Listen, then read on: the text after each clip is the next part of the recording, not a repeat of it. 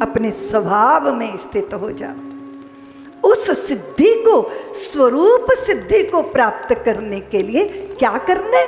अंतःकरण शुद्ध करना है, मलिन अंतःकरण नहीं। और अंतःकरण की मलिनता क्या है? ईर्ष्या, द्वेष, अभिनिवेश, अविद्या, अज्ञानता, राग, द्वेष। किसी को राग से भर के देखते हो तो उसके दोष नहीं देख पाते, और जिसको द्वेष से भरकर देखते हो तो उसके गुण नहीं देख पाते। सच कभी देख ही नहीं पाते, क्योंकि दृष्टि निष्पक्ष नहीं है। दृष्टि निष्पक्ष कैसे होगी? जब अंतःकरण विकार से मुक्त हो। इसलिए जब यज्ञ भगवान की हम प्रदक्षिणा करते हैं, यज्ञ के सुरभित धूम्र हमारे अंतः में प्रवेश करते हैं, तो वो चित्त का विकार छीनते हैं। हम बड़ा विराट यज्ञ करा रहे हैं, कितना विशाल यज्ञ, 108 कुंडी यज्ञ हो रहा है। भगवान ने कहा कि यज्ञ जो है प्रजन्यों का आवाहन करता है, धरित्री को, धरा को। कितना सुंदर आयोजन है, पूरे वातावरण को सुरभित करना। मेरे चित्त का विकार है तो मेरी धरती पर विकार है, मेरे हृदय में वासना का तूफान है तो मेरी नदियों में प्रदूषण है, मेरे वातावरण में प्रदूषण है, क्योंकि मेरी वासनाएं निरंकुश हैं और उनके लिए हम प्रकृति का दोहन शोषण कर रहे हैं। उसकी वजह से ये दृश्य। सनातन की शरण में आ जाओ, सनातन के सानिध्य में आ जाओ। तेन त्यक्तेन भुंजिथा मां गृधा कस्य सिद्धनम का मंत्र दोहराओ, त्याग पूर्वक भोगने की इच्छा रखो। धरती सुखी रहेगी, सहज रहेगी। और हम निरंकुश वासनाओं के शिकार हो जाएंगे तो प्रकृति क्षुब्ध हो जाएगी, क्षोभ से भर जाएगी। मैं दूर यज्ञ की सुंदर सुंदर यज्ञ की इस वेदी में से उठते हुए सुरभित धूम्र को देख रही हूं। कितना सुंदर दृश्य है। वर्षों वर्षों पहले चित्त चेतना कहती थी, जहाँ सस्य श्यामला धरा न हो, नव हवन धूम्र से भरा न हो, जहाँ सुमुखी सभ्यता के तन पर मर्यादा का परिधान नहीं, वो मेरा हिंदुस्तान। जहाँ सार्थ दशानन ने हर ली मानवता की मिथिलेश लली, आदर्श राम के नेत्रों से इसने अश्रु की धार बही। अब कौन मसक समरूप धरे, सारथ की लंका दाह करे, जहां प्रगट पराक्रम ज्ञान रूप श्री राम भक्त हनुमान नहीं, वो मेरा हिंदुस्तान। जहां राजनीति लग गई गले, कर्तव्य तले अपराध पले, जहां अपनी भूख मिटाने को आलस पुरुषार्थ को निकले, जहां न्याय खड़ा पछताता हो, कानून सत्य को खाता हो, जिस धरती पर ईमान नहीं, इंसान जहां इंसान नहीं, वो मेरा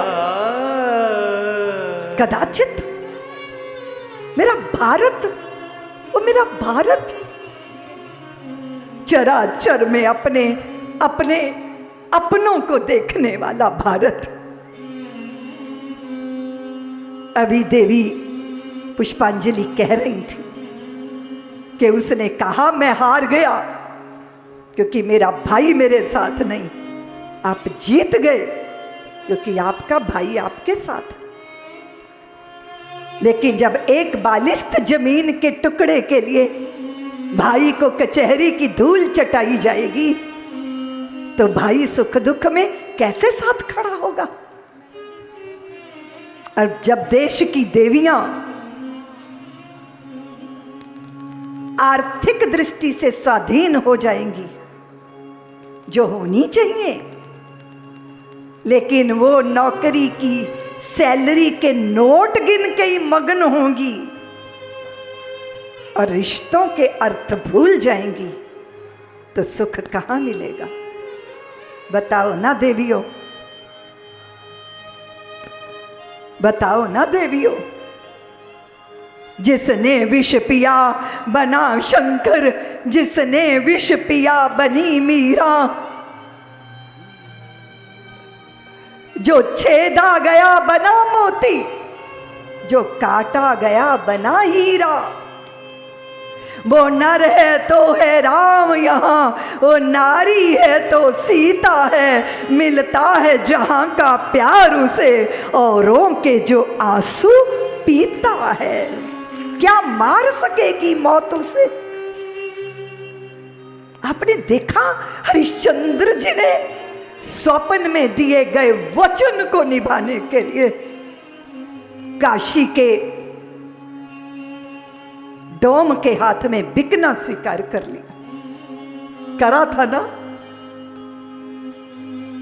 पत्नी कहीं है, पुत्र कहीं है, वो कहीं है। बेचा था उन्होंने अपनी पत्नी को, अपने पुत्र को। पुत्र का जब शरीर छूटा तो पत्नी वहीं लेकर आई लाश, जहां पति खड़े हैं चंडाल की भूमिका। डोम के उस शमशान घाट के रखवाले बन। कर वसूल किए बिना नहीं करूंगा देवी तेरे पुत्र का दाह संस्कार। आपके चरणों का अनुगमन करती करती करती मैं रीति हो गई हूं, मैं खाली हो गई हूं। मेरे पास देने को कुछ नहीं है, मैं क्या दूं आपको? हरिश्चंद्र ने कहा, देवी तेरे तन पे लिपटी धोती बाकी है, आधी फाड़ के पुत्र को कफन के रूप में दे दे और आधी मुझे कर के रूप में दे दे। मैं नग्न हो जाऊंगी राजा। मैं तुम्हें किसी भी दशा में देख सकता हूं, पर अपने स्वामी को दिया वचन भंग नहीं कर सकता। ऐसा आदर्श रहा है भारतीयों का।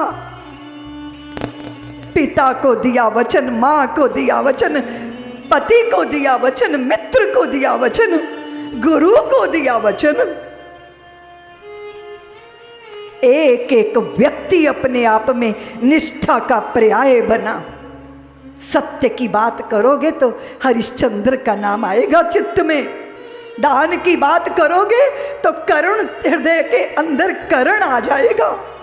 धर्मज्ञता की बात करोगे तो युधिष्ठिर का स्मरण हो जाएगा। समर्पण की बात करोगे शरभंग सुतीक्षण याद आएंगे। भाइयों के प्यार की बात करोगे तो बंधु भगनी तुम्हें भरत याद आ जाएंगे। नंदीग्राम का वो महात्मा गड्ढा खोद कर रहते हैं। लोग पूछते हैं, भरत ये क्या कर रहे हो? बोले, मेरे भैया राम अगर सिंहासन पर होते तो मैं भूमि पे रहता। वे भूमि पे नंगे पांव चल रहे हैं, मैं भूमि पे कैसे रह सकता हूं? तो गड्ढा खोद कर शयन करते थे भरत। गौ माता को जौ खिलाते, गाय गोबर करती, उसमें से जौ के दाने बीन बीन कर दलिया बना के खाते थे भरत जी महाराज। लोग पूछते थे, भरत क्या कर रहे हो? भरत कहते थे, मां कैकेयी की कोख से जन्मा हूं ना, इस बात का प्रायश्चित कर रहा। विचार करो, विचार करो, भ्रातृत्व का स्मरण करो देवियों। देखो तो जरा, पीछे पीछे चल रही थी मैं, अब आपके आगे आगे चलूंगी। जानकी ने कहा, कंटका कीर्ण मार्गों में मैं आपके आगे चलूंगी। मुझे राजभवनों में सुख नहीं मिलेगा नाथ, और घोर जंगल में दुसहिए दुख झेलूंगी। पर आप साथ होंगे तो वो मुझे स्वर्ग से भी कम नहीं होगा। निष्ठा किसे कहते हैं देवियों? हम कहते हैं ये उपेक्षित है, ये है, ये छूने लायक नहीं है, इसे स्वीकारा नहीं जा सकता। लेकिन सारे संसार की वर्जना झेलती हुई अहल्या की कुटिया पे जाके खड़े हो गए थे श्री राम।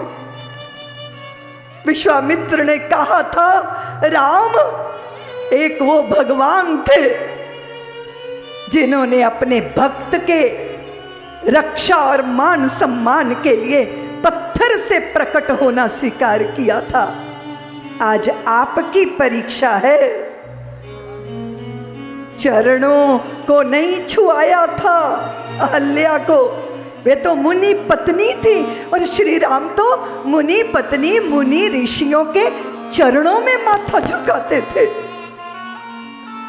चरण उठे चरण धूल हवा से उड़ी, शिलावत हो गई अहल्या को स्पर्श किया।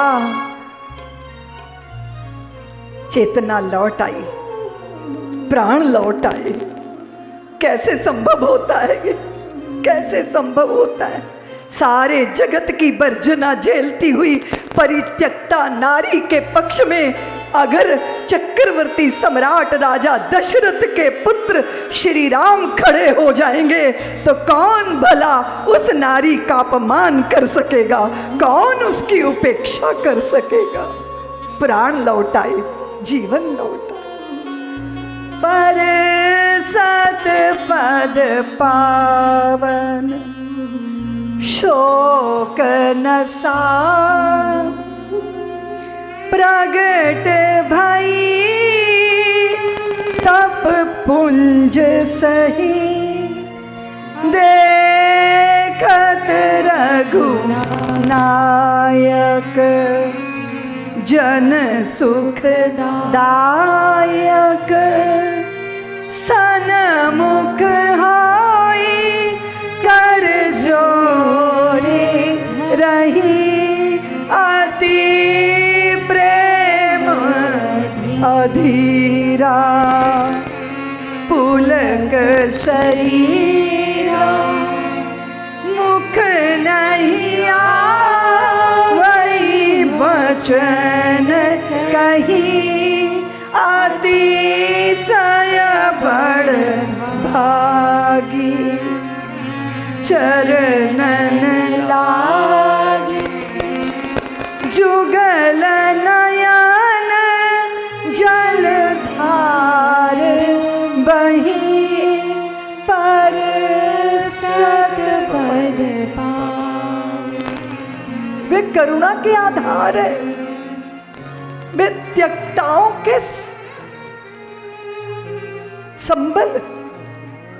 तुम जानती हो देवियों, आंचल थाम लिया है तुमने, इतना ही आधार बहुत है। नेह नजर से देख रहे हो, इतना ही आभार बहुत है। चाहे दूरी पर जलता हो, दीप रूप का जलता तो है।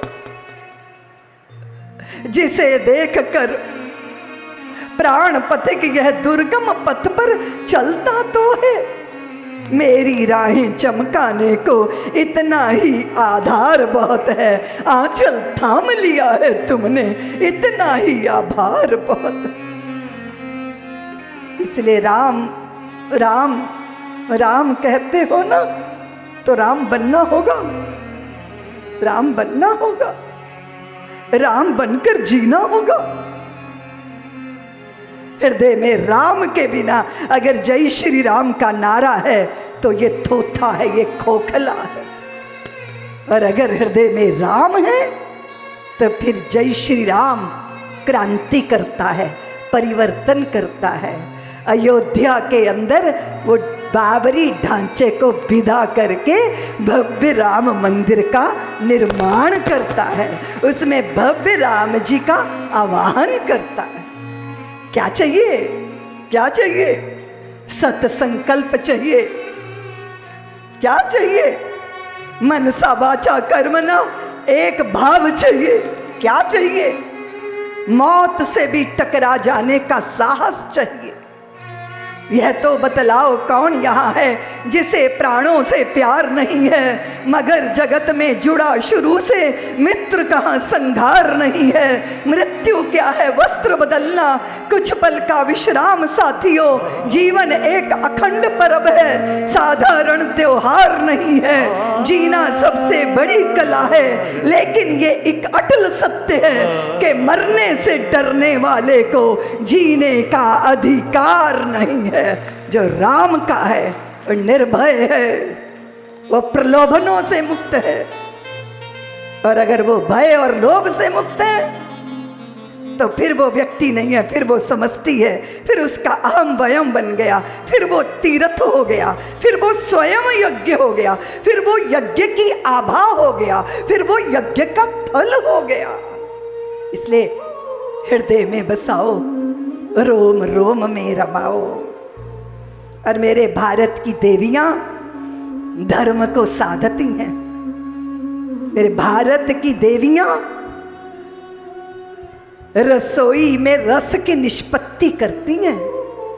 मेरे भारत की देवियां निराश्रित नहीं हैं। अगर ईश्वर को भी धरती पर आना होता है तो भारत की कौशल्या की कोख में आश्रय लेकर राम धरती पर आते हैं। इसलिए देवियों, अगर तुम चाह लो, अगर तुम चाह लो, वीरों की, शूरों की, साधुओं, संतों, साध्वियों की मां बनती, अगर तुम चाह लो। तुम ना चाहो तो विशर्वा के घर में रावण को जन्म देती हो, और तुम चाह लेती हो तो हिरण्यकश्यप के घर में प्रहलाद, भक्तराज प्रहलाद को जन्म दे देती हो। तुम चाह लो तो